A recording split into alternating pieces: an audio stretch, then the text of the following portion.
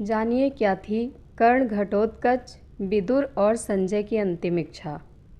Number 1, दानवीर कर्ण की अंतिम इच्छा। जब कर्ण मृत्यु शैया पर थे तब कृष्ण उनके पास उनके दानवीर होने की परीक्षा लेने के लिए आए। कर्ण ने कृष्ण को कहा कि उनके पास देने के लिए कुछ भी नहीं है। ऐसे में कृष्ण ने उनसे उनका सोने का दांत मांग लिया।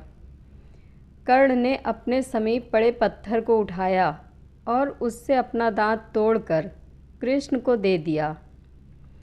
कर्ण ने एक बार फिर अपने दानवीर होने का प्रमाण दिया, जिससे कृष्ण काफ़ी प्रभावित हुए। कृष्ण ने कर्ण से कहा कि वह उनसे कोई भी वरदान मांग सकते हैं। कर्ण ने कृष्ण से कहा कि एक निर्धन सूत पुत्र होने की वजह से उनके साथ बहुत छल हुए हैं। कर्ण ने 2 वरदान मांगे। पहले वरदान के रूप में कर्ण ने यह मांगा कि अगले जन्म में कृष्ण उन्हीं के राज्य में जन्में, और दूसरे वरदान में उन्होंने कृष्ण से कहा कि उनका अंतिम संस्कार ऐसे स्थान पर होना चाहिए जहाँ कोई पाप ना हो। पूरी पृथ्वी पर ऐसा कोई स्थान नहीं मिला। कर्नाटक में कर्नाली नदी के तट पर एक बालिस्त भूमि मिली। उसी भूमि पर कृष्ण ने अपने हाथ की कोहनी टिकाकर कृष्ण ने कर्ण का अंतिम संस्कार अपने ही हाथों पर किया। इस तरह दानवीर कर्ण मृत्यु के पश्चात साक्षात वैकुंठ धाम को प्राप्त हुए। नंबर 2, भीमपुत्र घटोत्कच की अंतिम इच्छा। युद्ध भूमि में श्री कृष्ण ने घटोत्कच से कहा, पुत्र, तुम मुझको बहुत प्रिय हो। युद्ध में जाने से पहले तुम मुझसे कोई एक वरदान मांग लो। घटोत्कच ने कहा, प्रभु, युद्ध में मेरी मृत्यु भी हो सकती है। हे प्रभु, यदि मैं वीर गति को प्राप्त करूं, तो मेरे मरे हुए शरीर को न भूमि को समर्पित करना, न जल में प्रवाहित करना, न अग्निदाह करना। मेरे इस तन के मांस, त्वचा, आँखें, हृदय आदि को वायु रूप में परिवर्तित करके अपनी एक फूंक से आकाश में उड़ा देना। प्रभु, आपका एक नाम घनश्याम है, मुझे उसी घनश्याम में मिला देना और मेरे शरीर के कंकाल को पृथ्वी पे स्थापित कर देना। आने वाले समय में मेरा यह कंकाल महाभारत युद्ध का साक्षी बनेगा। नंबर 3, विदुर जी की अंतिम इच्छा। महाभारत युद्ध समाप्त होने के 15 वर्षों बाद धृतराष्ट्र, गांधारी, कुंती, विदुर तथा संजय ने संन्यास ले लिया। वन में कठोर तप करने लगे। कुछ समय बीतने के बाद युधिष्ठिर आदि 5 पांडव धृतराष्ट्र से मिलने आए।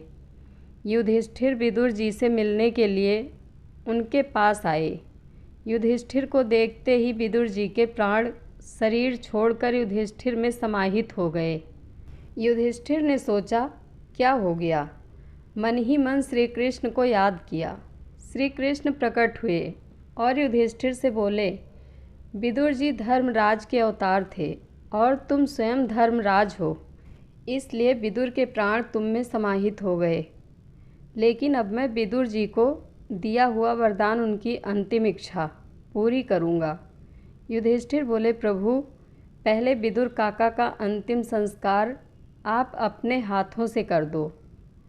श्री कृष्ण बोले, इनकी अंतिम इच्छा थी कि मेरे मरने के बाद मेरे शव को न जलाना, न गाड़ना, न जल में प्रवाहित करना।